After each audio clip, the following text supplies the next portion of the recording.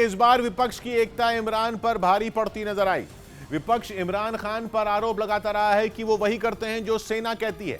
यही नहीं, उसका कहना है कि इमरान सरकार में पाकिस्तान में लोगों के भूखों मरने की नौबत आ गई है।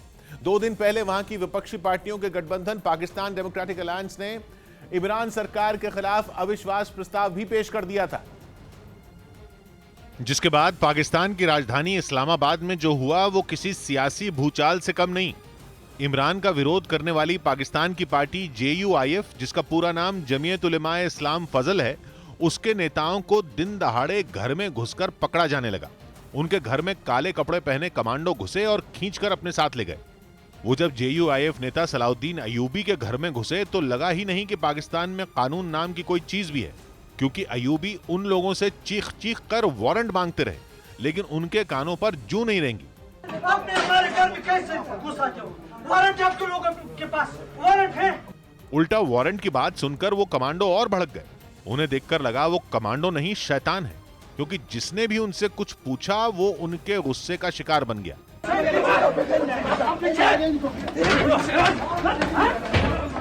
ये बात किसी से छिपी नहीं है कि पाकिस्तान में प्रधानमंत्री वहां की सेना का प्यादा होता है, जिसकी आड़ में सेना मनमानी करती है।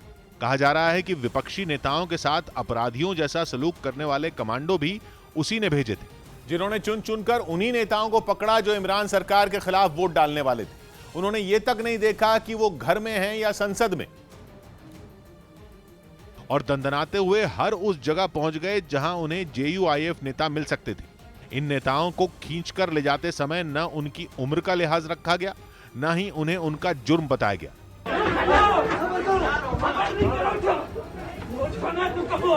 वो कमांडो बस गए और उन्होंने उन्हें गिरफ्तार कर लिया।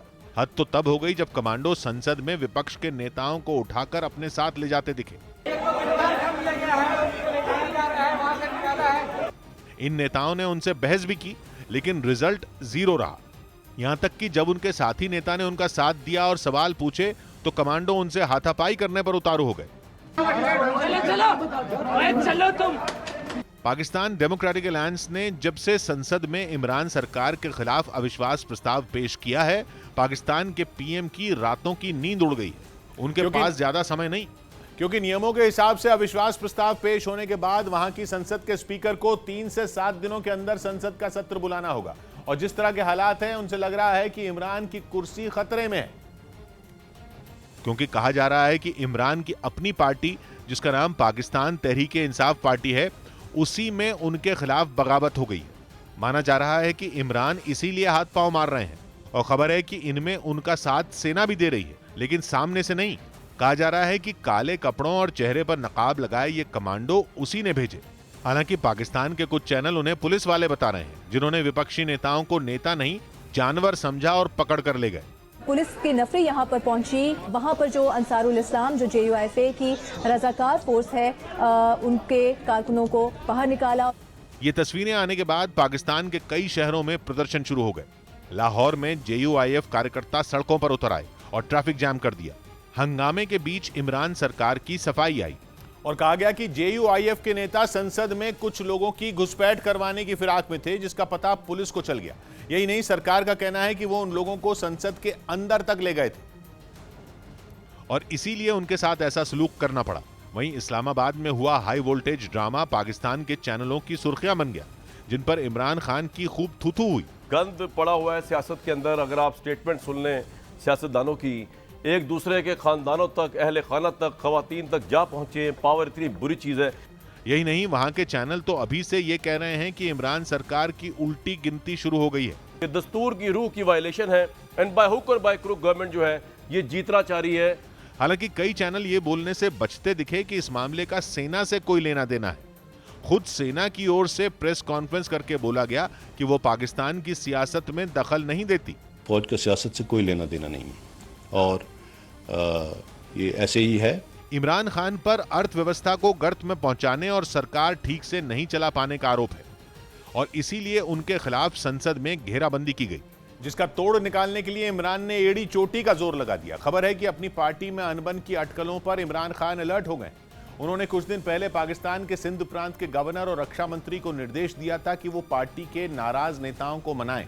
क्योंकि कुछ दिनों में इमरान खान को विपक्ष के अविश्वास प्रस्ताव का सामना करना होगा। विपक्ष के प्रस्ताव पर संसद में वोटिंग कराई जाएगी। अविश्वास प्रस्ताव को पास करवाने के लिए विपक्ष को 172 सदस्यों का साथ चाहिए। 172 वोट अगर प्रस्ताव के पक्ष में पड़ गए तो इमरान की कुर्सी चली जाएगी। पाकिस्तान की नेशनल असेंबली में कल 342 सदस्य कुल, जिनमें बहुमत का आंकड़ा 172 है। इमरान खान सरकार का दावा है कि उनके पास 200 से ज्यादा सदस्यों का समर्थन, जबकि विपक्ष का दावा भी ऐसा ही है। इस बार विपक्ष भी 200 सदस्यों के समर्थन का दावा कर रहा है, जिसके बाद पाकिस्तान की संसद में इमरान की मुश्किलें बढ़ती दिख रही। लेकिन इमरान ने अपनी सभाओं में यह जताया है जैसे कुछ हुआ ही नहीं। वो अपनी पार्टी की खटपट पर तो कुछ नहीं बोले, लेकिन विपक्ष को उन्होंने आड़े हाथ लिया। और JUIF चीफ फजलुर रहमान पर जमकर बरसे। विपक्ष इमरान पर आर्थिक मोर्चे पर फेल होने का आरोप लगा रहा है, जिसका जवाब उन्होंने उसी अंदाज में दिया और फजलुर रहमान को मौलाना डीजल बोल दिया। फजलुर रहमान पर तेल में कमीशनखोरी का आरोप है। इमरान ने अपनी सभा में वही आरोप याद दिलाया। अवाम उसका नाम डीजल रख दिया, अवाम ने उसका नाम। अच्छा सुने देखे, अभी डीजल के ऊपर आते हैं। यही नहीं, उन्होंने इशारों में अपनी पार्टी के नाराज नेताओं को भी संदेश दिया कि वो उनका साथ दें। जानवर न्यूट्रल होता है, जानवर में अच्छे बुरे की तमीज नहीं होती। अटकलें लगी कि अब इमरान के सर पर सेना का हाथ नहीं रहा। यही नहीं, कहा गया कि विपक्ष इसी बात का फायदा उठाकर इमरान की सरकार गिराना चाहता है। लेकिन माना जा रहा है कि इस्लामाबाद में विपक्षी नेताओं को गिरफ्तार करवा के इमरान ने उन्हें बता दिया कि सेना उनके साथ है।